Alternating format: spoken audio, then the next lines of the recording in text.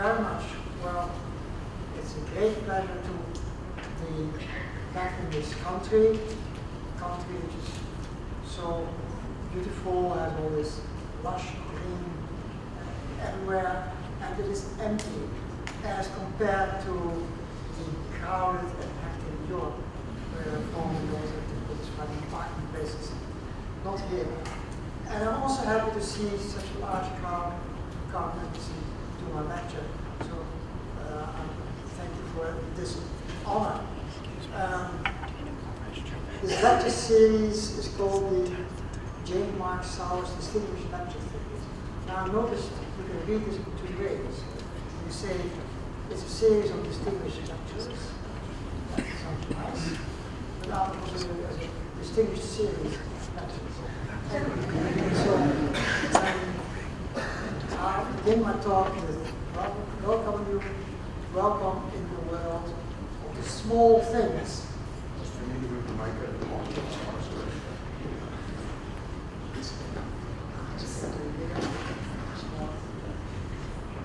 Is this better? Yes. Is that better, folks? Yes. Okay. So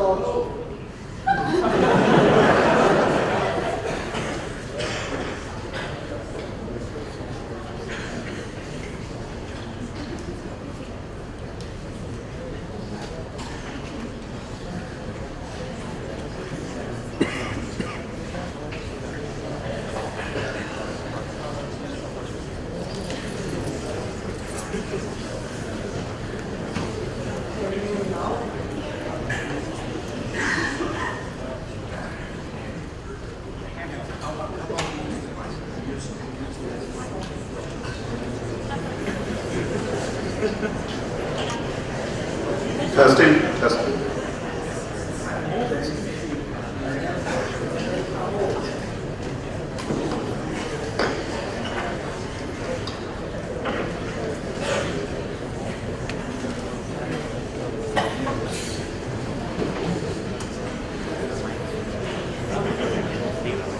voice is not here. So I want to welcome you in the nano world, the world of small things.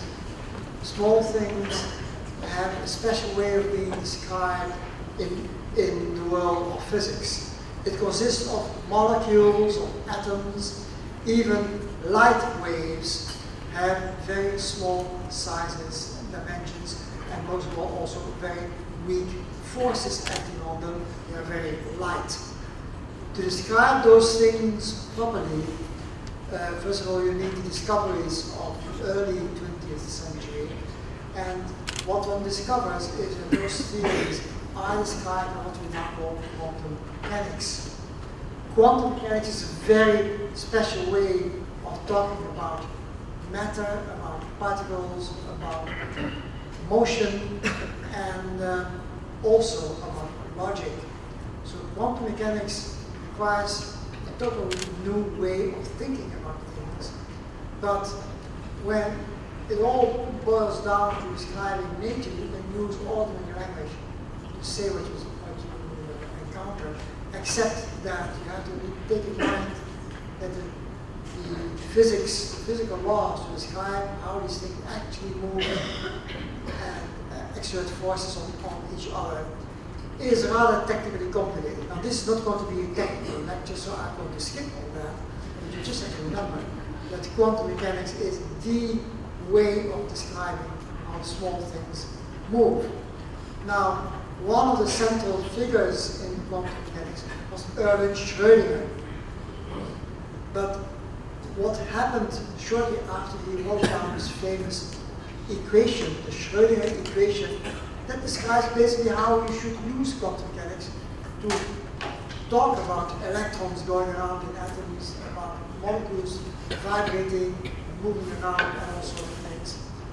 When he had written down his equation, he became appalled by the way his colleagues were talking about the equation, because of the strange logic that you're using. So one of the things he said, if I would apply these laws to my own cat, I can get into a situation where the cat is both alive and dead simultaneously. That cannot be right. There's something basically wrong with the theory. And people ever since have been discussing what quantum mechanics really means, whether something is in this state or in that state, whether a cat can be dead or alive, or can it be both at the same time. It is as if quantum mechanics is saying that not only atoms but also larger things can be two or more situations at the same time. So this looks very odd. It is very odd, and I also think it's not correct. The way you have to talk about quantum mechanics is not that a cat can be both dead and alive, but you have to realize that to determine whether a cat is dead or alive, you have to look at thousands or millions of atoms inside the cat. And then the atoms in the live cat behave very differently from the atoms in a dead cat. As long as the differences are very pronounced, you can always distinguish dead and alive. But this is just one of the examples of the theory that show how complicated it is to think about quantum mechanics. You have to remember quantum mechanics is a difficult way to describe the motion of very tiny objects.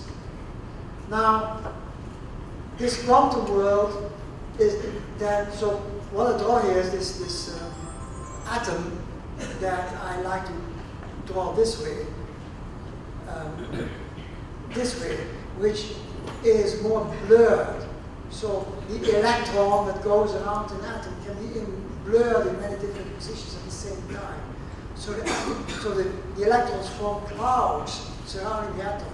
Those clouds are very important because they determine that the atom has a very remarkable shape.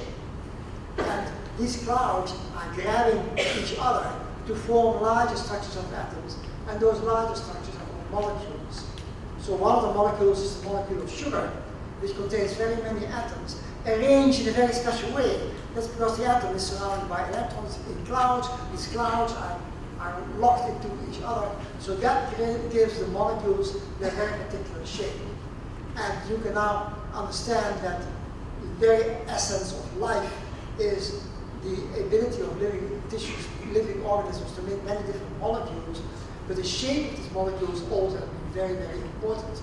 So, and the molecules owe their shapes to quantum mechanics. So without quantum mechanics, there would never have been life. That is the short conclusion from applying the laws of physics to tiny objects. Atoms, in turn, are built of even smaller particles. I mentioned the electron, which goes around an atomic nucleus and forms cloud-like shapes. But that's not the only subatomic particles. Particles which themselves are much tinier even than the atom. But there are many more. And one of the characteristics they have is that the smaller they get, the faster they will move. That's sort of contradictory. You might think that a big thing can move faster than small things.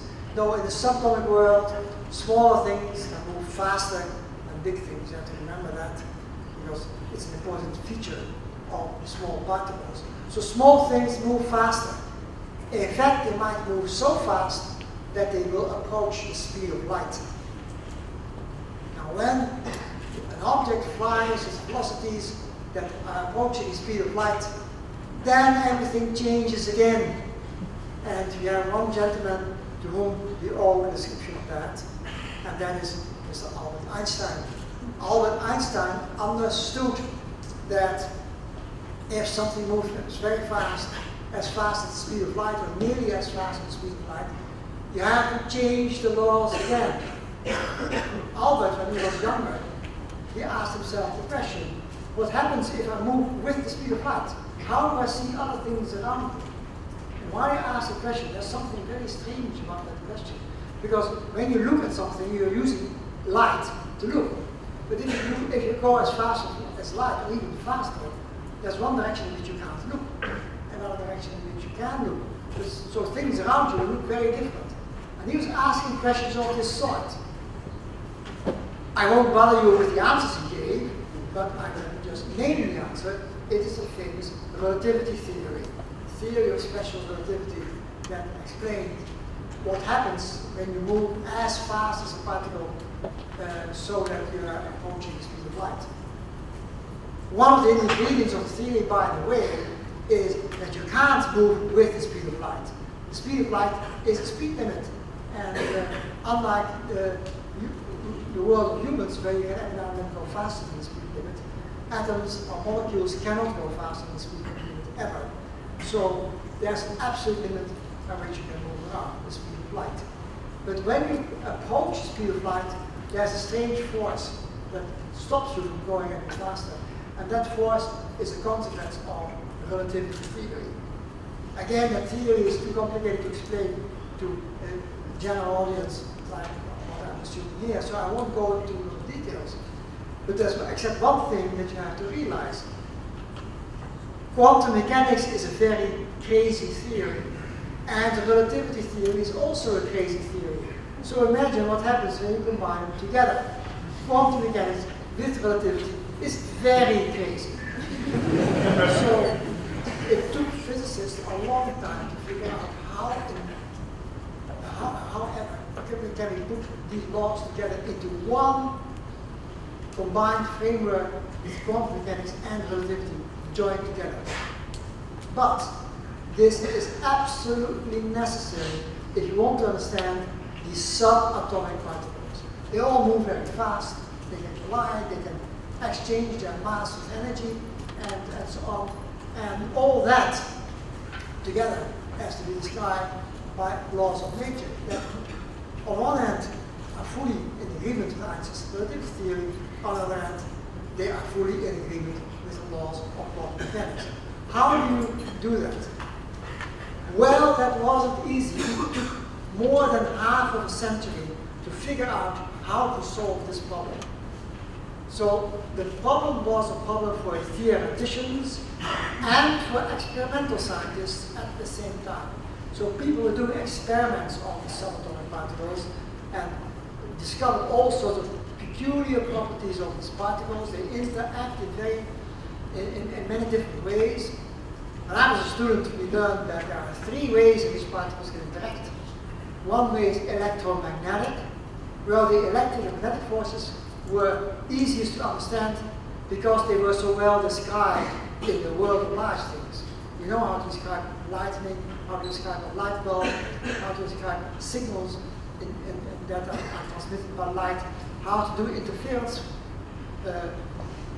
observations with light. So we know a lot about light, and because of that, the electromagnetic force was the best understood force of all the three forces of all particles.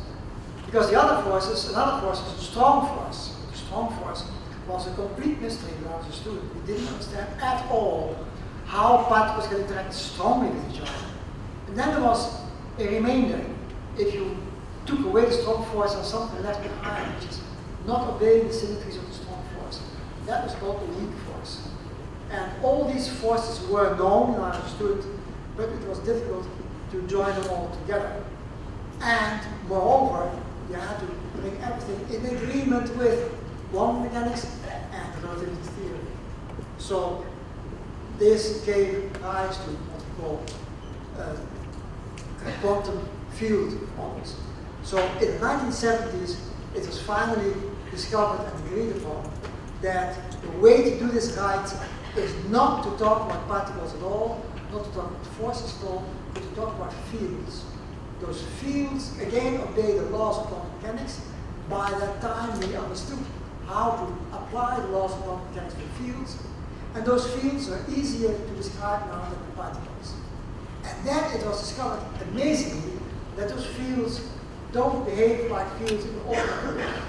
You think of the field of the heat, the temperature distribution, or the field of the wind speeds and so on.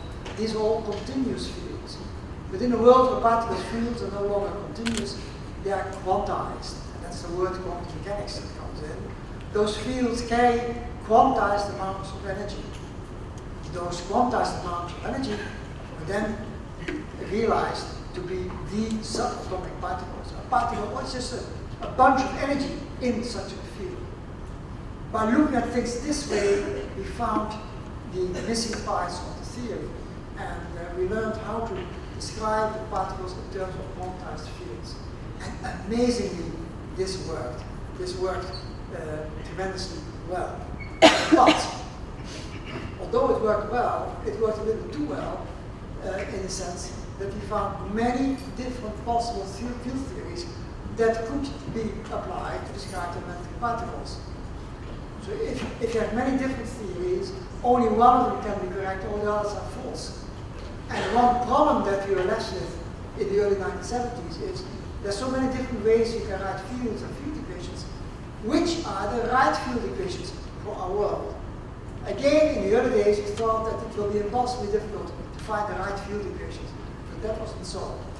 Our field in experimental, our scientists, our colleagues in experimental science were very good in deciphering what ways these particles are interacting, how these particles rotate around the axis.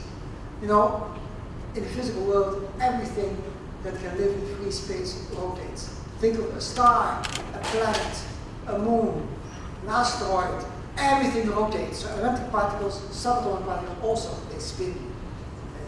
They spin because they rotate much faster than celestial bodies. So we don't call it rotation, we call it spin, because it goes so fast. But the same thing, that they are like spinning tops, all these particles, or nearly all of them. But how fast do they spin, and which particles spin, and how? All this could be figured out by the experimental scientists. So in the very end, it was the theorists who then had to decide what are the fundamental equations. And it happened amazingly quickly. Only in the early 1980s, we all agreed about most of these equations. It could all be put together, and it all pointed towards one scheme. And one scheme is now called the Standard Model.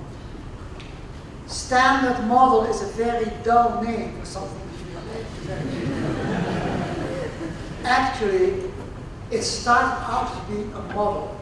A model means that you have an idealization of what you think what you want to describe, just to simplify your way of thinking. You call it a model, and then you show that you can do calculations in the model, you can see what happens if the model were true. But in the back of your mind, you know very well, reality is much more complicated than just such a model.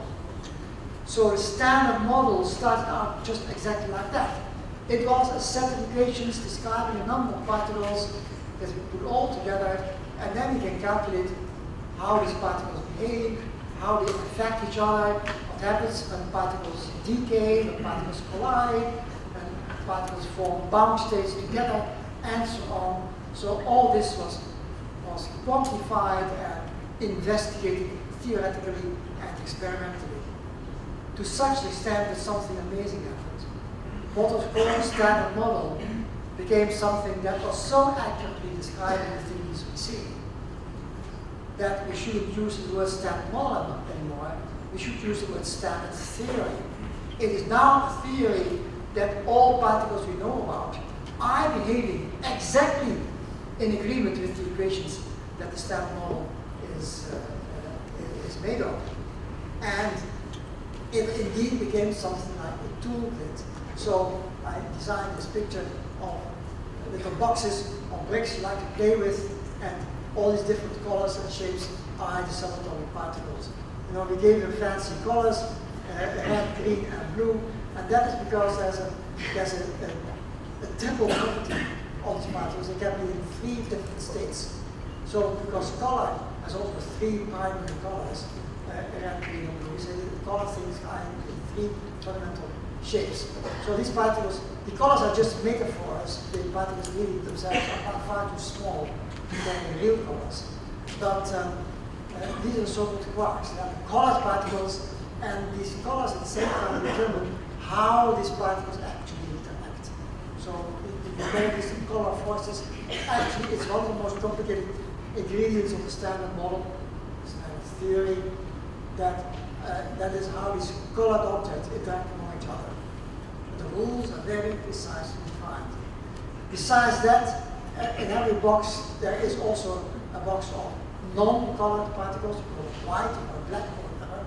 And these are the so-called leptons, like the electron sits here, the neutrino sits here, but there are heavier versions of electron, the mu and the tau, these are Greek letters, which all describe particles that are heavier than the electron and very similar otherwise. So all these particles fit in these boxes, and we just pick a particle out of these boxes, study them, and try to measure all their properties. That's what was done. And then the forces along the color fields is generated by all sorts of particles which carry color themselves. Actually, every particle carries 2 colors, and there are 8 ways of distributing the colors over these particles. So we call it an octet, 8 different fundamental color carrying particles that actually transmit the forces among colored objects. They don't do anything with objects which are not colored. So these white particles, and this yellow one, are not colored particles. They are insensitive to the colored force. These particles here are the generators of electromagnetic force. That's this photon. I call it the gamma here. And the weak force, which was these 3. And the standard model was almost finished by that, except that we could prove already in the 1970s that the thing was missing. What was missing is an overall extra phenomenon that explains why so many particles are different from each other. All these particles behave differently. And the only way to account for these differences of their behavior would be to say that these particles are themselves not different, but they are interacting differently with yet another particle. And that yet another particle was given a name. It was originally proposed by Peter Higgs and François Englert and Browns simultaneously. So Higgs was describing in particular the features of this particle, so it's not called the Higgs particle. The Higgs particle is the only subatomic particle that does not spin. It happens not to rotate at all. It cannot spin. You couldn't even try to make it spin. It's a spinless particle. And it was needed to explain all the distinctions between these particles. Why are they different? Also, why the colored force is so different from electromagnetic forces. All these features are understood from by the Higgs particle. So it's very elementary that you need an extra particle. And it was predicted in the 1970s, but only actually observed in 2012 at LHC, the large provider. And for the first time, this particle was actually produced in the laboratory, and it was shown to have exactly the properties, or as well as they can tell today, the particles appear to have exactly the properties as predicted by theory. So theory is in a magnificent shape today. We have got all the particles we want. They've all been detected, described, they agree with theory. What else is there? Well, unfortunately, we all believe that good as it is, the standard theory, it is not a holy grail of physics. There is still something missing. There are actually various things missing. First of all, mathematically. The mathematical equations are nice, but not perfect. So we see that the equations are giving rise to doubt when particles will hit each other much, much harder than we can do in any laboratory. So we cannot check those collisions, so we cannot check whether the model works or not at that level. But what we can do is speculate that the standard model will have to be supplanted by something better when particles get too much energy. There are, in fact, more indirect indications that there is more. And one famous thing that all physicists know very well about, there's one phenomenon in the universe that does not agree with the standard model, and it's called dark matter. There seems to be a form of matter floating around between the galaxies and between the stars that generates an extra gravitational force. The thing is this: if we try to calculate how the gravitational force affects the galaxies, how it makes the galaxies rotate, how it pulls the stars towards the galaxies, we discover, rather surprisingly, that the gravitational force as we know it today is nearly a factor 10 to a week to make those galaxies rotate, to make the stars move around in the galaxies. with the velocities that they do, as if there is an extra gravitational force caused by something that we don't know. Now, astronomers have searched very hard to see, are there stars that we didn't see? Are there nebulae or gas clouds that are roaming around in the universe that we have missed, that would cause this force? And they found nothing that we have missed. In fact, all the particles we see are standard model particles, and they themselves do not explain why the galaxies rotate as fast as they do, and why the stars are pulled so strongly towards the center of the galaxies, what they are not supposed to. What causes the gravitational field? It can only be particles from beyond the standard model, particles that do not participate in the electromagnetic, the strong and the weak forces. One can imagine such particles, one can think of the equation of particles of such a kind that could also be put in as aside, as next to the standard model, but we don't know the equations because we have never detected such a particle. So we can only guess what their equations are, and the odds are that all our guesses today are completely wrong. We don't know what those particles are. We do know that something is missing and has to be pulled. So, and then finally, there is another important thing missing in the standard model. I mentioned three forces, the electromagnetic force, the weak force, and the strong force. What about the gravitational force? Well, we can write down equations for gravity. In fact, Einstein did that 10 years after he made the relativity theory. He realized how the gravitational force could be put there, in there as well. But he did not use the language of quantum mechanics. In fact, Einstein was so opposed against quantum mechanics. He didn't really trust the theory. But the fact is that if you write down the gravitational force, it should also be made in agreement with all the laws of quantum mechanics. If not, we have a problem understanding how all these things can happen together in a proper way. So, we don't want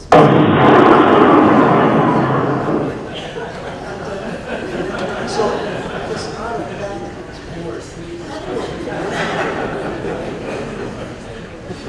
anyway, this is the one ingredient that we still have. And now let me talk about gravity for a while. Gravity is a very special force. In fact, our theories for the weak and strong force was inspired by Einstein's theory about gravity, with many of the same kind of features there.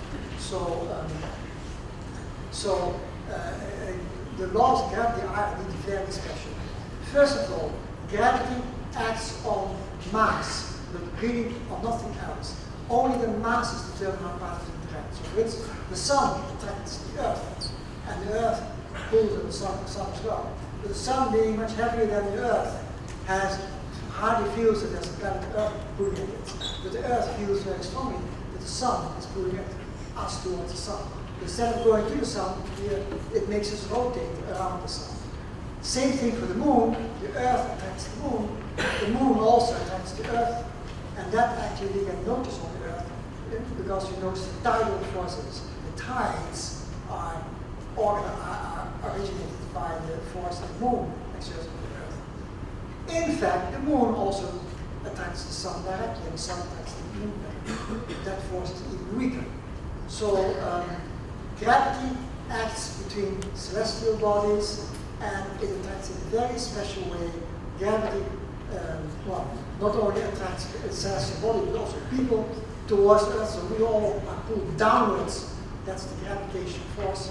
And so all that together makes the gravitational force very, very elementary. We understand the equations as they were formulated by Einstein. The first equations for gravity were given by Newton several centuries ago, but Einstein refined those equations when he discovered relativity. So he found that gravity was a consequence of space-time curvature. He said that if space-time is totally flat, then you will feel no gravity, but the space and time around heavy objects, such as planet Earth, is actually curved. And when something moves in curved space-time, it might look as if it moves in different directions than if there were no curvature. In fact, curved space-time explains why the Earth can rotate around the Sun and moon can rotate around the Earth. And it is again Einstein who discovered this. And a consequence of curvature space-time, how we define curvature space-time?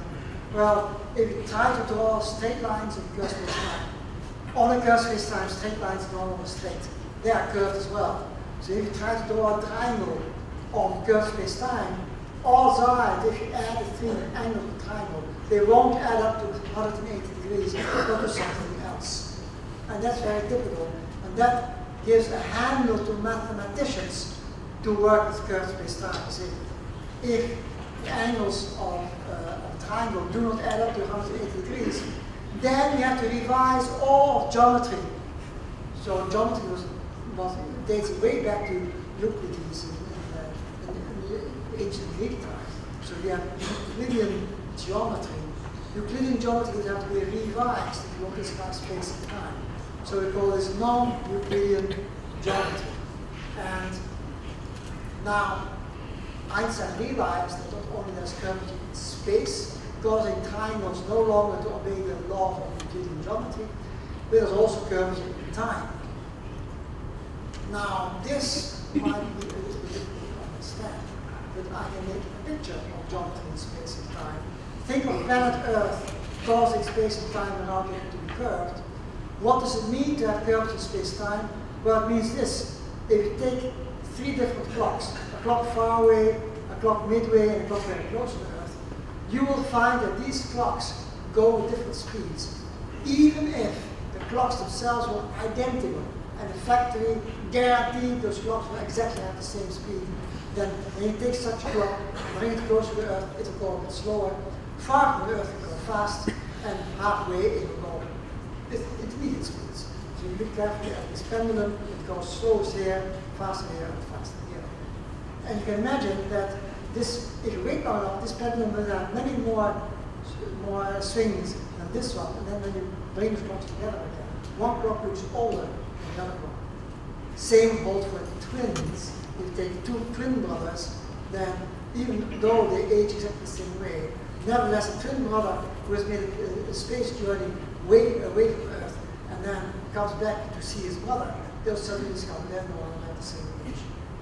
Now for planet Earth, this effect is very, very tiny. So tiny that it takes very, very good clocks to discover this effect at all. But when things become heavier, this effect becomes more important. Now, an example of a thing heavier than planet Earth is the sun near us. The sun is quite a bit heavier, and as a consequence, things moving very close to the sun, we will attract to the sun so much that their velocities become very great. Not as great as the speed of light, but the difference between that velocity and the speed of light will be significant, will be less extreme than near Earth. As a consequence, Einstein's theory tells you that things are going to be different at the sun. Well, it's interesting to ask the question, what happens to the sun, and why does the sun not give in to the gravitational force? You see, the gravitational force pulls at all the matter components on the sun towards the center. So why is it the sun isn't imploding because of this?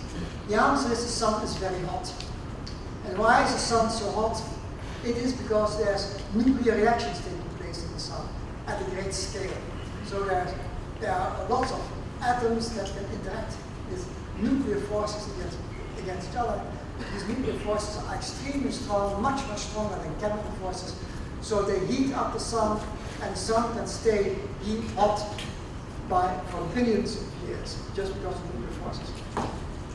But after a couple of billion years, the sun will cool down because the nuclear forces will stop. All the nuclear fuel will be used, or so you would think. What will happen is that the sun, when the nuclear forces stop, the sun will start to shrink. So as I indicate that here, the sun will start to shrink when the nuclear forces nuclear fuels run out. Now, in practice, you would think the sun will shrink. In practice, what will happen is that its nucleus will shrink.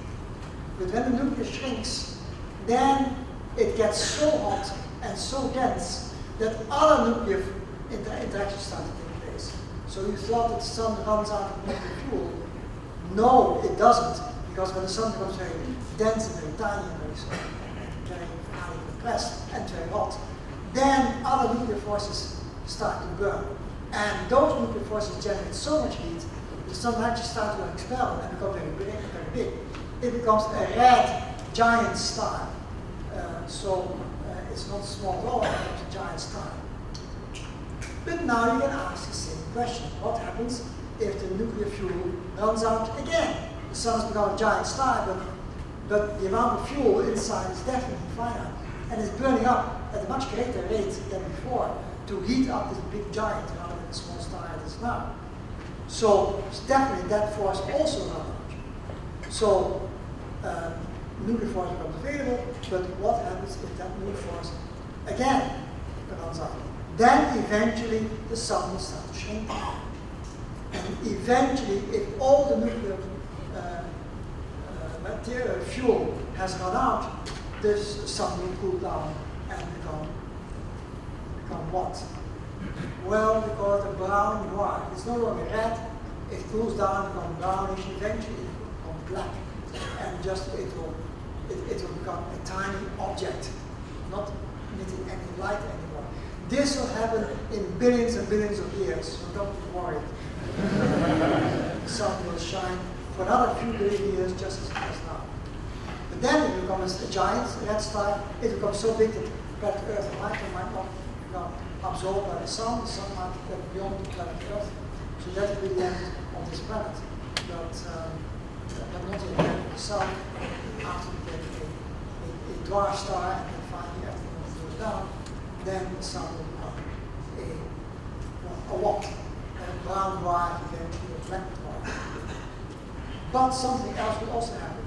Because when the sun compresses, the pressure increases, but also the gravitational force increases because the sun becomes tinier, so gravity acts at a small distance and becomes much stronger. So now we have two competing effects. Gravity wants to make the sun smaller, but matter itself gives the counter pressure that makes the sun stop to shrink any further. For a star such as the sun, probably this is the end. The sun will just be a solid, very dense bunch of atoms, of nuclei rather than atoms, and it becomes a neutron star. But it will not become much smaller than that. Now, if you start off with a much bigger star, and some stars have tens or even hundreds of times more mass than the sun, all this will go faster because these stars have more gravity, they'll compress faster, they'll burn up quicker, and some of these bigger stars have already collapsed. But then, the collapsing force is so strong that the counter pressure of matter will not be strong enough to prevent that the sun will collapse completely. And what is that complete collapse? And then we are going to talk about the black hole. So when the star collapses on its own weight without ever being able to resist the forces of further collapse, then there's nothing that can stop the collapse. And in fact, the last stage of the collapse is when it serves the sun will go with the speed of light towards the origin, and that will be the end of our sun altogether. What stays behind is called a black hole. Now, there are quite a few things in the universe that are suspected to be black holes. But a black hole has a property that whatever sits in can no longer get out. Even light cannot escape from the surface of a black hole. And that's why it's called a black hole. Why it's called a hole, I'll tell you in a minute. It's called black because it won't emit any light. So there are many examples of things in the universe that behave like black holes and are believed to be black holes. Now why? Okay, you can understand why it's called black, but why is it called a hole? Well, that argument comes again from mathematics of Einstein's equations. Shortly after Einstein had completed his equations and he had published them, there was a very well-known German astronomer who said, wait a minute, I can solve these equations exactly. Einstein only solved them approximately. Einstein did not consider what happens when a star actually collapses under its own weight. But he could calculate what happened, and he found the startling result. The name of the person is called Schwarzschild. Schwarzschild solved complete equations, but he didn't realize what the solution meant, because he thought he saw something very crazy happening, and he couldn't make sense out of it all. So he thought there's just an end to physics when you look at this is smaller than a certain rate. But actually, more careful investigations later.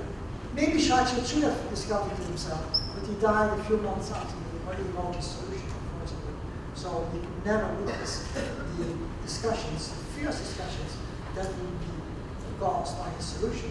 Because his solution is like a hole, a wormhole, a hole that connects our universe, which is indicated by this green sheet that represents our universe. There's something of a strange wormhole, we call it, that connects our universe to another universe. This brownish thing underneath is another universe, and this thing in between is a hole that connects these two universes in a smooth way.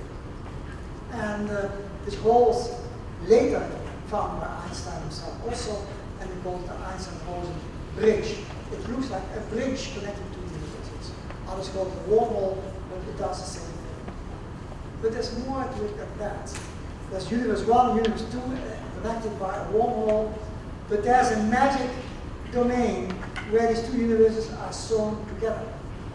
They're glued together in a very strange way, such that at this point time stands still. What do I mean by that? Well, remember those clocks. Remember that the clocks closer to Earth go slower than the clocks far away from the Earth. For the Earth, this is a very tiny effect. But for a very densely collapsed star, this effect starts to dominate everything.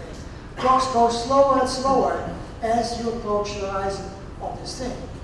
But the clocks stop altogether when you actually reach the edge of this hole. In fact, its hole connects this universe to another one, but where they are connected, time stands still. I can say even something stranger than that. Time not only stands still, but in this other universe, time runs backwards. So time runs forward here, runs stands still here, time runs backwards there. What does it mean? Not so easy to explain. Because it's not a universe, what does it mean time runs backwards? There's no way of checking that. So anyway, this picture, I'll come back to this picture later.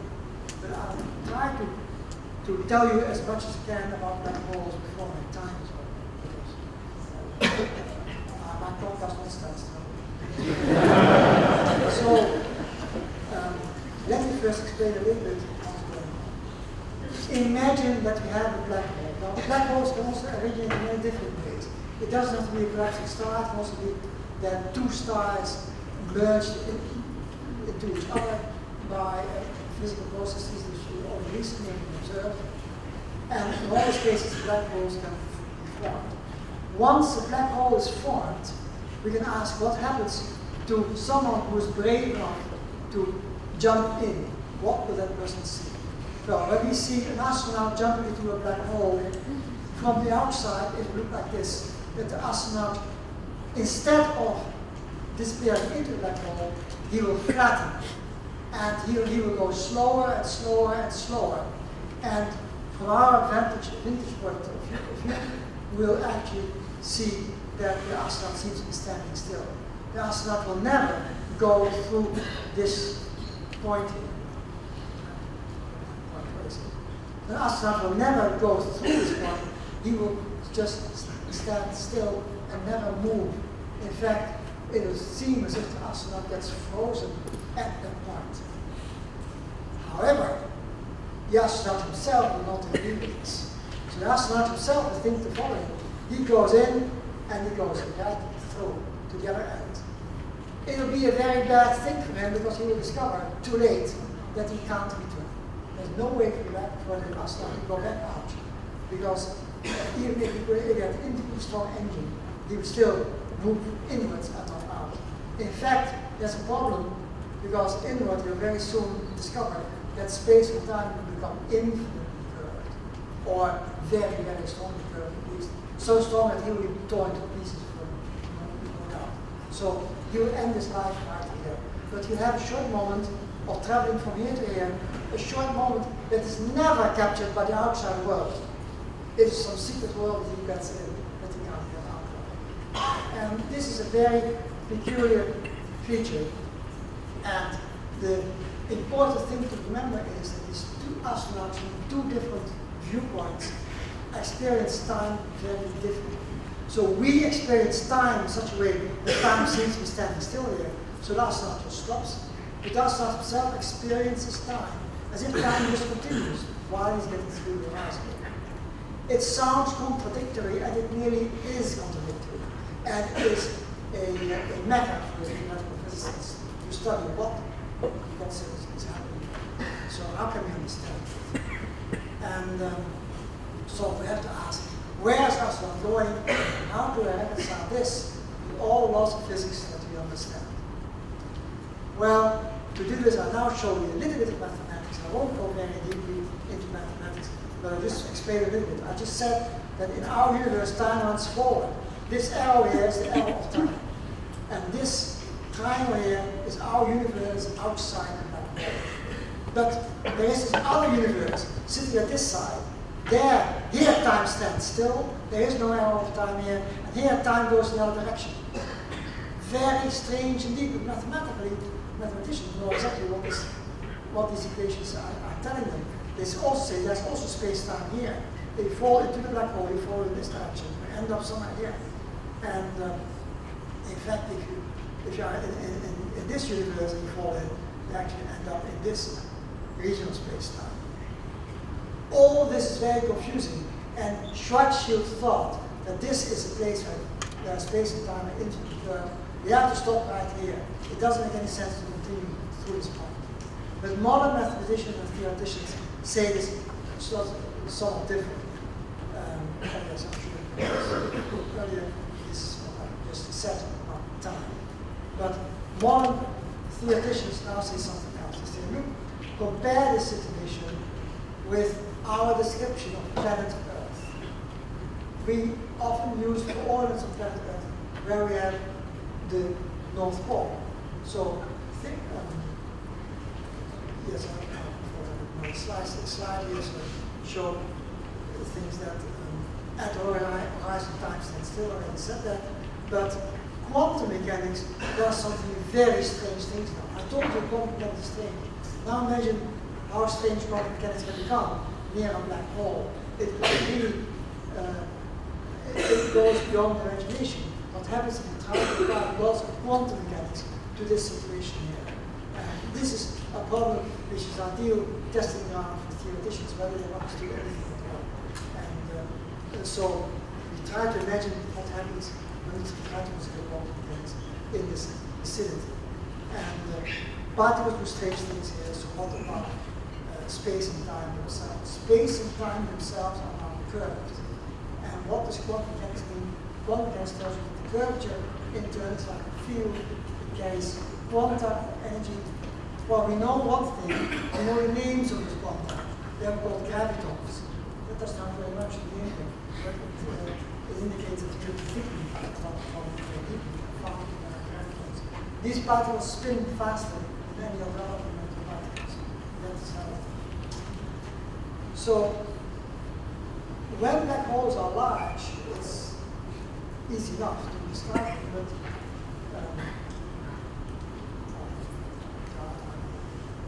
when black holes are large, it's possible to describe quantum mechanics because it's a small effect. Quantum effects are tiny effects, or the tiny effects on a big background. But actually, when black holes become very small, then what happens?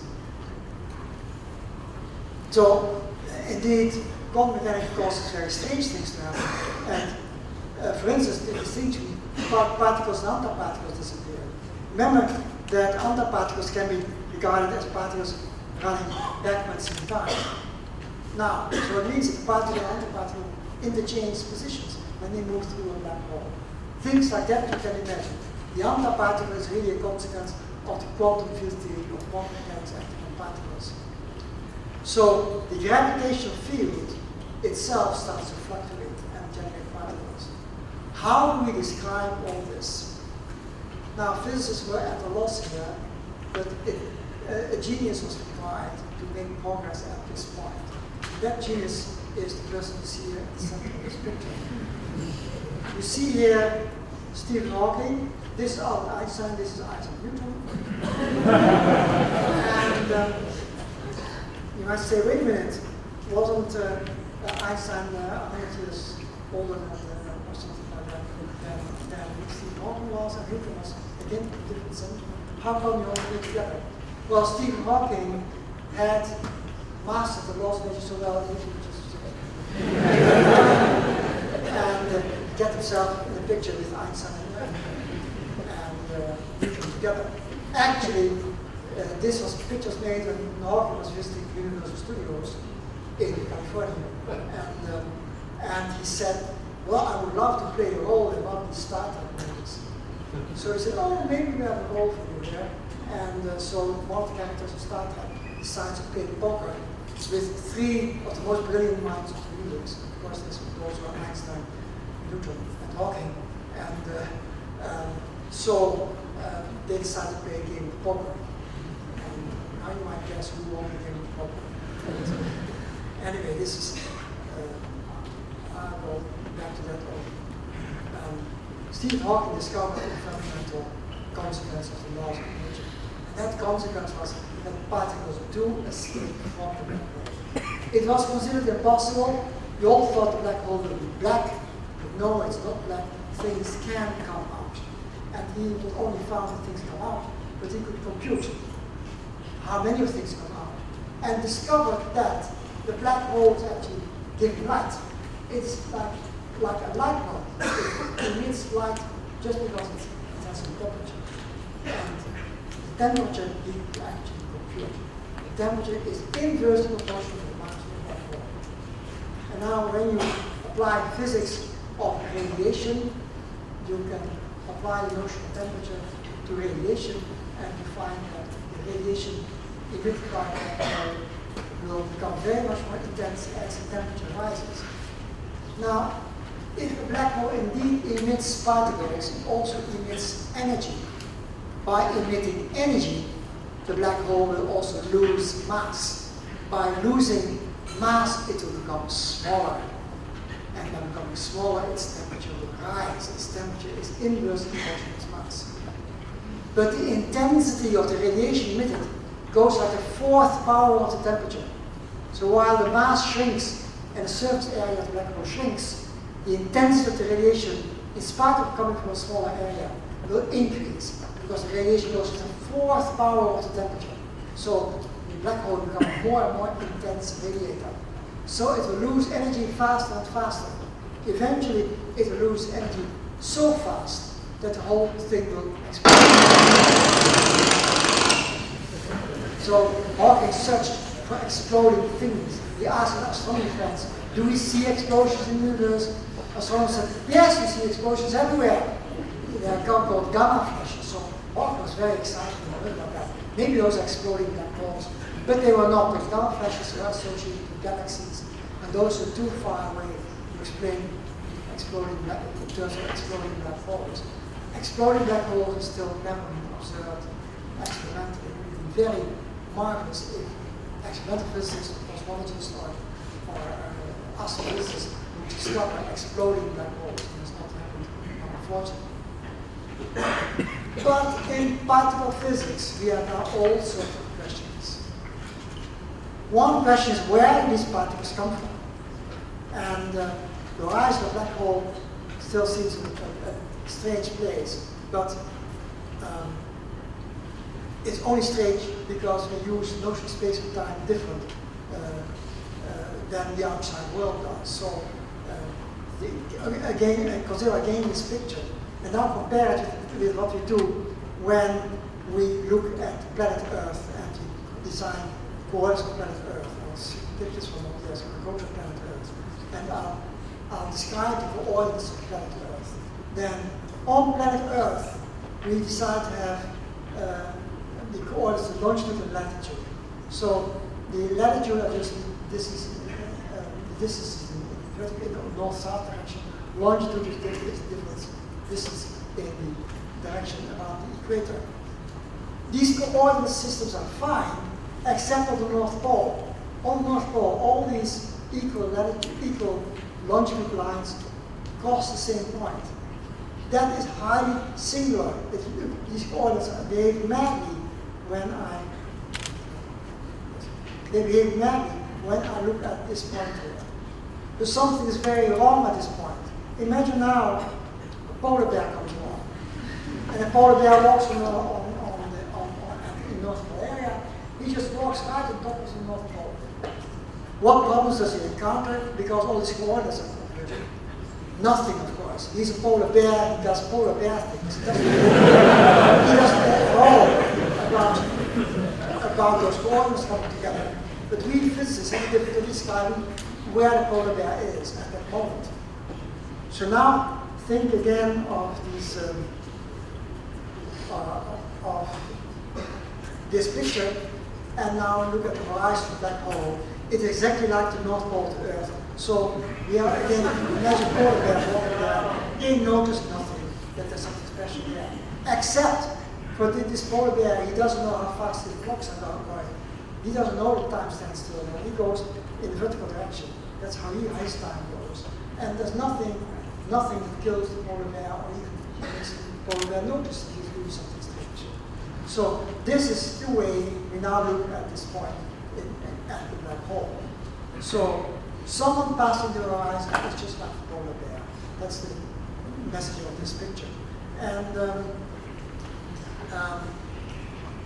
so an antiparticle is a particle going backwards in time. For the observer on the horizon, this doesn't make sense at all. The polar bear can't distinguish particles from antiparticles anymore because they are both sitting at the same place. But at one side, particles go in this direction, at the other side, particles go in that direction. But for the polar bear, particles and antiparticles are something different. And Hawking discovered how to translate this, the notion of particles for an observer at the horizon into terms that are understood by the observer away from the horizon. That observer observes particles if the polar bear sees nothing. So the polar bear just sees empty space, but away from the polar bear, any observer sees particles coming out of the black hole. The reason for those particles is just like the arguments the polar bear doesn't feel those coordinates again. So that's the way we now think about black holes and black hole radiation. But someone like Hawking is required to do that calculation for the first time, and he was a pioneer in this field. Now we all understand how he did it, and we know how to produce that result, and we agree that basically the result must be correct. So now we are going to ask some nasty questions again. Theoreticians ask questions, and they say, okay, the black hole will radiate, it will light, it will explode, but what will it do? What are the laws the whole thing obeys? You might have thought that it should be possible to find out the laws according to which the black hole behaves, because we have all the equations. We have the equations as seen by the polar bear, we have the equations seen from the outside. We have everything. What stops us from calculating what the black hole does? Well, when we tried to do that, we discovered the black hole defies the laws of quantum mechanics. So there's a big problem. A related problem is the black hole itself behaving like an elementary particle, like a subatomic particle? In fact, during the very large last moments of the black hole, it's much smaller than a fundamental particle. So what does it do, and how do we describe that laws? Well, this is a big challenge that theoretical physicists are facing now, to describe the quantum mechanics of the black hole just right, and to make everything fit together properly. When we try to do that, we run into contradictions. And one of the problems is the presence of this other universe. Remember, the black hole is a wormhole, and a wormhole connects it to something else. Now, what is the role of this other universe into describing the laws of the black hole is obeying? This is a very difficult question, and I think most theoreticians have gotten that wrong, because we have no black holes to watch from close, let alone quantum black holes, so we cannot do experiments. And then you reach a situation that experiments are impossible. Theoreticians are not so good in figuring out exactly what's happening without making very great mistakes. So it's not all clear why the black hole cannot obey the equation of quantum mechanics. And my belief is they do obey the equations of quantum mechanics, but we have to think very deeply about how it all works. In fact, Stephen Hawking didn't care about this. Stephen Hawking said a black hole is connecting our universe with our universe. What happens in this other universe we don't know. Therefore, a black hole obeys equations that we don't know. But there are many people, among whom Lenny Susskind, who wrote a book about it, who did not agree with that. And the title of his book was The Black Hole War. My battle with Stephen Hawking. I agree with Stephen Hawking that there's an issue, with Lenny Susskind, that there's an issue here. I don't agree with him by calling this a war. No, we are friends. We are just arguing. Disputes, yes, but we only fight with words and with theories and with equations. We're not with that. It's not really a war. Anyway, so now comes the last part of the talk. How many minutes or seconds do I have? Should I listen to her or I have a few more things to say. That this other universe is playing tricks on us. But the best theory I can come up with is that the other universe, you have universe 1 connected to universe 2, that doesn't work. That gives you right out contradictions between what we understand about black holes, what we understand about quantum mechanics, and how the world of small particles ought to be. So my resolution is a very different one, and I claim now it works much better than to say that the universe connects our universe to another universe. This other universe is not another universe at all. Right to the contrary, it is just the other side of the same black hole. So what you get is there are two ways to get to the other side of the black hole. You can get around it and land on the other side, but you can also go in, and then you go through the black hole and you emerge on the other side. That works extremely well mathematically, because that's partly because this horizon is the point where this universe are glued together. But there, the horizon still has a finite dimensions. It's a large thing where these two universes are glued together. So how you call this other universe, you're still free to choose. And my choice is the other side. And it works mathematically extremely well to say this. And it solves many issues, like what are the quantum states the black hole can be in and so on. There's a little argument, peculiar way of saying this. The black hole now is like something I call a vacuum hole. A vacuum hole is a region of space-time that isn't even space-time. There is no space and no time in there. A particle cannot sit here. When a particle enters its domain, say at this cross, it just hops over to this cross at the other side and then continues its ways. Similarly, if a particle enters here, it hops over and resumes its way here. That's mathematicians understand how this goes. It's very easy actually for mathematicians.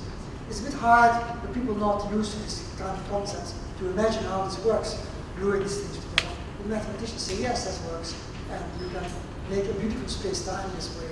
And actually, for me, it solves many of the mysteries of black holes. And if you ignore this effect, then it's called the antipodal identification.